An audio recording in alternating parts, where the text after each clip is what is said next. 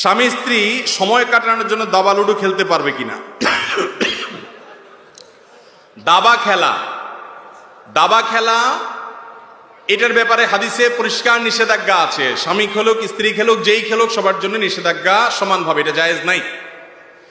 আর ludo খেলা যেহেতু তখন সাহাবীদের যুগে এই টাইপের লুডো খেলা ছিল না, কিন্তু দাবা লুডো এগুলা একই টাইপ, কাছাকাছি টাইপ খেলা, এ ধরনের খেলা নয়। বরং স্বামী স্ত্রী খেলবেন হলো শারীরিক কসরত হয় এরকম খেলা, যেমন